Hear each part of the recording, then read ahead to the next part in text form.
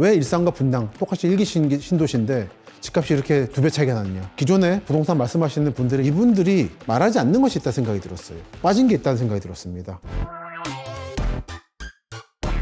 안녕하십니까. 도시문헌학자 김시석입니다. 그러면 오늘 첫 번째 시간에는 국제정세, 인구, 교통 이 세 가지에 주목해서 말씀을 드리겠습니다. 저는 원래 전쟁사를 하는 사람입니다. 임진왜란이라든지 태평양 전쟁 이런 것들을 보고 또 동북아시아 문제에 관심이 있는 사람이에요.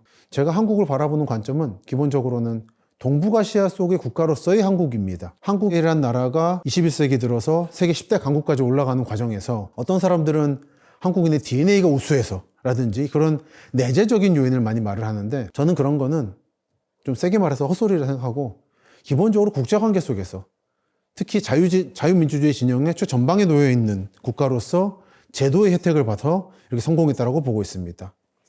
국가는 왜 실패하는가라는 책에서 보면 남한과 북한 그리고 미국과 멕시코에 걸쳐 있는 소노라 지역을 비교를 하면서 두 지역은 각각 모든 조건이 똑같은데 오로지 자유민주주의 체제냐 아니냐에 따라서 완전히 다른 길을 가게 되었다라는 이야기를 하고 있습니다. 근데 그런 거 봤을 때 한국인이 원래 우수해서 이렇게 왔다라든지 그런 건 말이 안 되는 얘기예요. 현대 한국이란 나라의 과거, 현재, 미래 그리고 한국 시민들 이 두 요소의 성장은 전적으로 국제관계에 달려있는 것이었다. 국제관계와 내부적인 요인의 교섭에 의한 것이었지 이 내부적인 으쌰으쌰만으로 된 게 아니었다는 게 제 기본 주장이고요. 그런 관점에서 한국의 도시의 흥망성쇠를 봐야지 제대로 이해할 수 있다. 왜 일산과 분당 똑같이 일기 신도시인데 집값이 이렇게 2배 차이가 났냐. 이런 걸 설명할 수 있다고 보는 겁니다. 또는 그렇게 좋았던 땅인 파주나 철원이 지금 이렇게 힘이 없는 상태가 돼서 텅 비어있는 상태가 된 것은 그 지역들이 나빠서가 아니라 오로지 전적으로 북한이라고 하는 특수집단과의 관계 속에서 벌어졌다는 거죠. 그런 요소를 빼놓고 마치 한국이 미국 중부의 어디에 있는 평화로운 그 어떤 나라의 침략도 받을 염려가 없는 땅인 것처럼 다루는 거는 저는 어떻게 봤을 때는 미시경제학적인 오류라 생각이 들어요. 어떤 세상의 요인들이 그렇게 실험실 속에서 무균실 속에서 움직이겠습니까? 특히 한국처럼 북한이라고 하는 독특한 집단을 상대하고 있고 중화인민공화국이라고 하는 권위주의 세력의 선봉장을 옆에 두고 있는 상태에서 한국의 도시들이 이 지역들과의 관계에서 영향을 받지 않았다고 하면 거짓말이겠죠. 저는 파주나 철원 같은 곳이 죽어버렸고 부산이나 울산, 포항 그리고 또는 여수, 순천, 광양 같은 곳이 뜬 것은 동남권이라 부르는데요. 이 동남권 지역들이 애초에 훌륭했고 파주, 철원이나 고향 쪽이 원래 나빠서가 아니라 전적으로 이들 적대 국가들과의 거리가 어떻게 되느냐에 따라서 운명이 결정된 것이다. 그리고 이 운명은 이들 국가와의 관계, 그러니까 신냉전 하에서 권위주의 체제와 자유민주주의 체제의 관계가 변화하게 된다면 다시 뒤집어질 수 있습니다. 지금 한국의 서해안 지역들, 경기도 서부 지역이라든지 충청남도 그리고 전라남북도의 서해안 지역들은 환황의 시대를 얘기하죠. 중국과의 교섭이 활발해지면 우리 지역이 뜰 것이다라고 하는 개혁 개방 때부터 있었던 얘기입니다. 그럼 현실은 어떻습니까?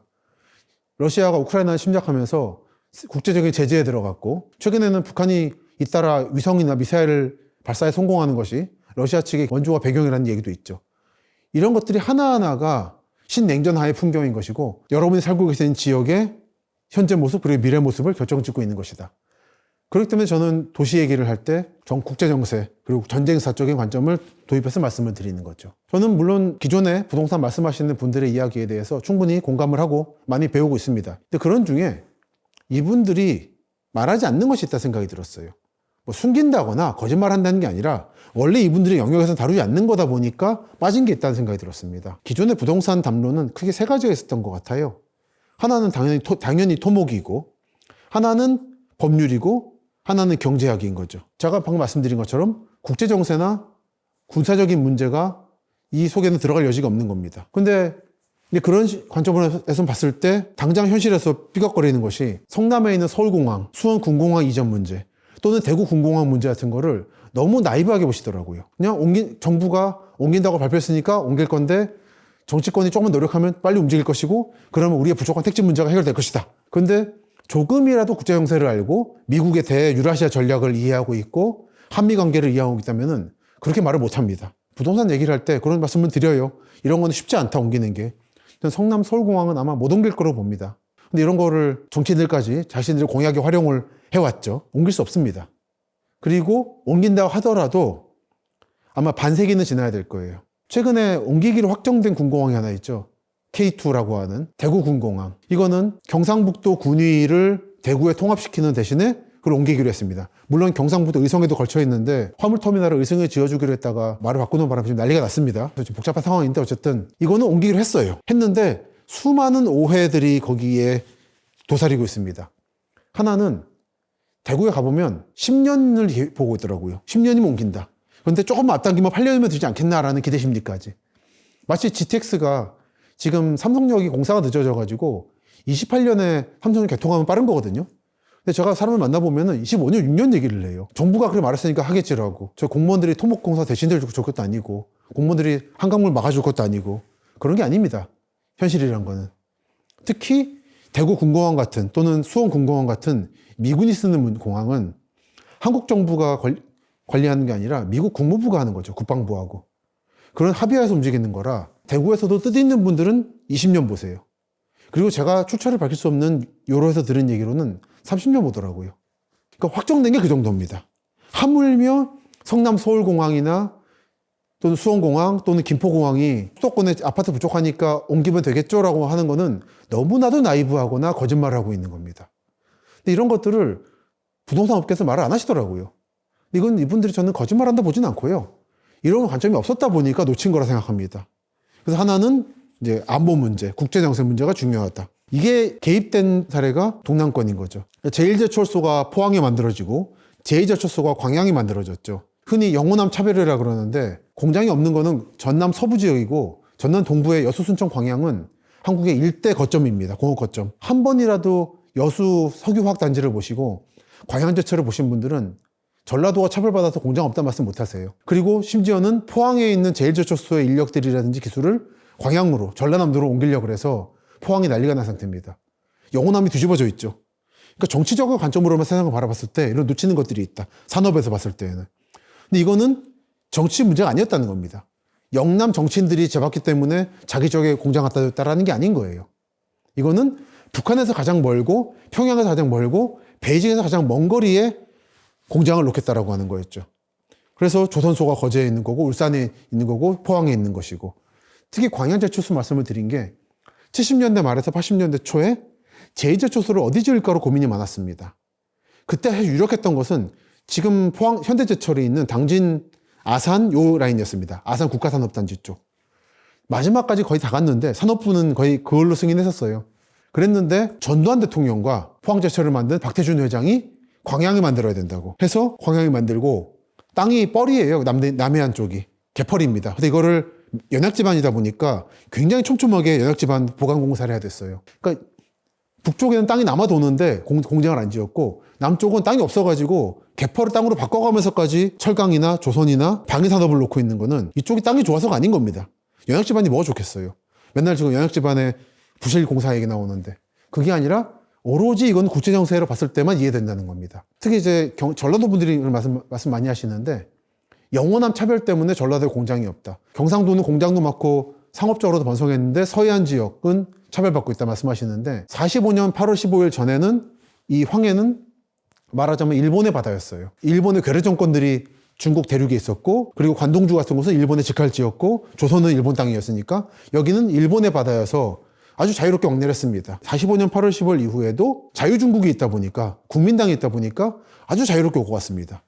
그래서 밀무역도 많이 했고 그때 이제 마카오 신사란 말이 나온 거죠. 중국의 발달된 물자를 한반도에 수입해 온다. 이때 인천, 군산, 목포 등은 일제 때 번성했던 그 성세를 유지했었습니다. 그러다가 국공내전이 벌어지고 공산당이 49년에 승리를 거두면서 황해는 말하자면 자유무역의 바다에서 최전방으로 바뀌었습니다.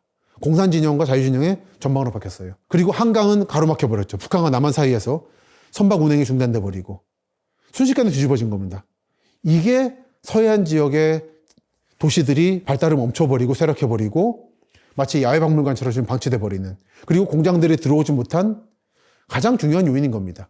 이런 국제정세, 관계 문제를 빼버리고 내부적으로만 설명하려고 오로지 정치 광인적으로 해석하려다 보니까 영호남 차별로만 얘기가 나오는 겁니다. 특히 피해를 많이 본 지역이 충남 서천군이었어요. 충남 서천은 장항이라는 데가 있었습니다. 장항 재련소라고 한때 한국의 사회교과서에 그 안반 위에 굴뚝 있는 게 나올 정도로 일제 때부터 만들어진 공업지대였습니다. 이쪽이 만약에 자유중국이 계속 중국을 지배했거나 북한이라는 국가가 없었다면은 지금 울산, 포항, 여수를 합친 것만큼 강한 공업단지가 됐을 거예요. 그리고 그 당시에 그 관성을 이어받아서 60년대 초에 정부는 공업도시 계획을 세우기도 합니다.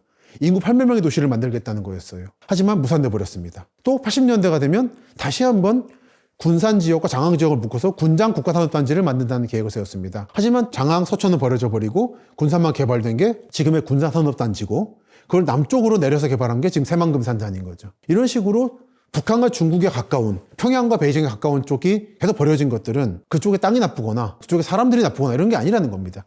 절대적으로 국제관계에 달린 것이다. 그래서 이것이 과거에만 그랬냐? 미래에도 그럴 것이라는 겁니다. 만약에 여러분이 남북관계가 좋아지고 통일될 것이다.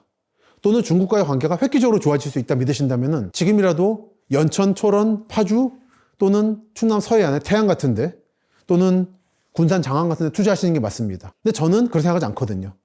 신냉전은 이제 시작됐고 어쩌면 냉전이 이어지고 있는 걸 수도 있고 서방 진영에서는 냉전이 끝났다가 다시 부활한 겁니다. 얼마 전까지 EU 대표를 했던 분이 폴란드 총리인데 바로 어제 그제 그런 말씀하셨어요. 지금은 전쟁 직전이란 거를 염두에 두실 필요가 있을 것이다. 지금 상황은 신냉전이 시작됐고 한국은 좀 최전방상인 상태입니다.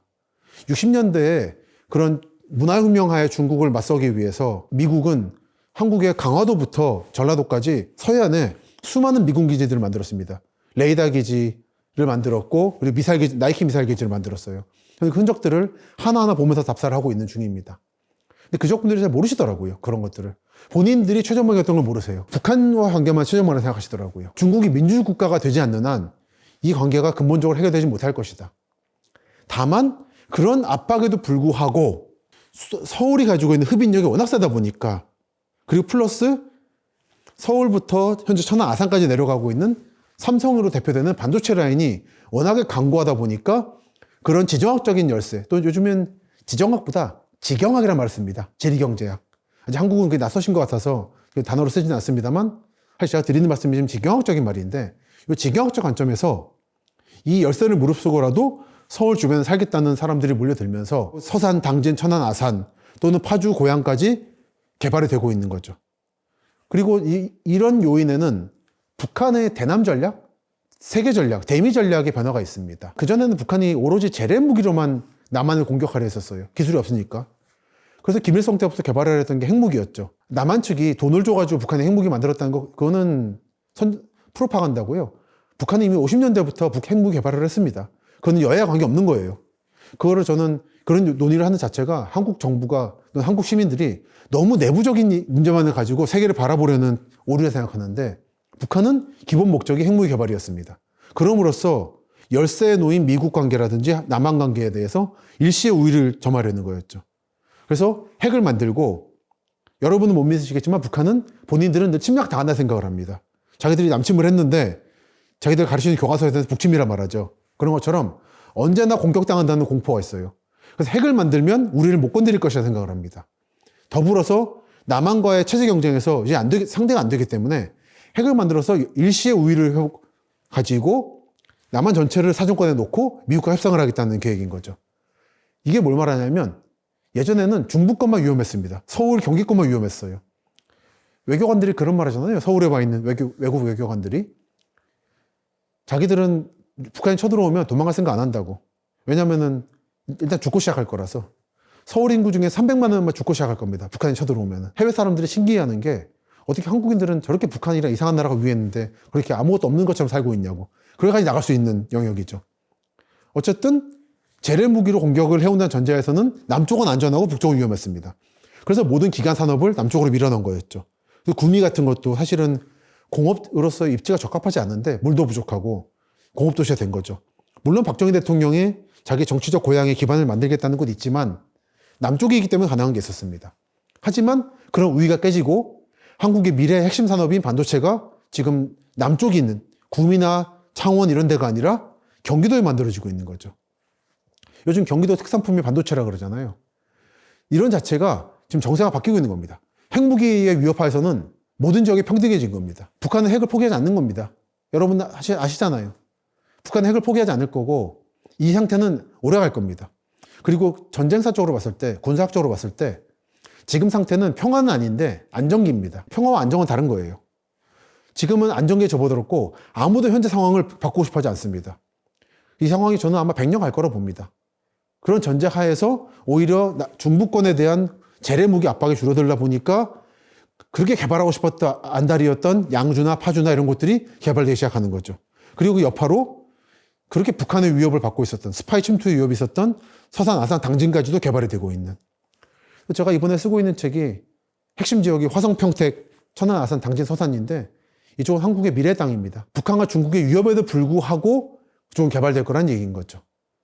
그래서 이런 관점 하에서 여러분이 동일하신다면 투자를 하시면 되는 거고, 만약에 동의를 못 하신다면 뭐 여러분의 판단입니다만 너무 진지하게 남북 통일의 문제라든지 중국과 관계가 좋아질 거라는 믿음을 안 가지시는 게 좋을 거예요.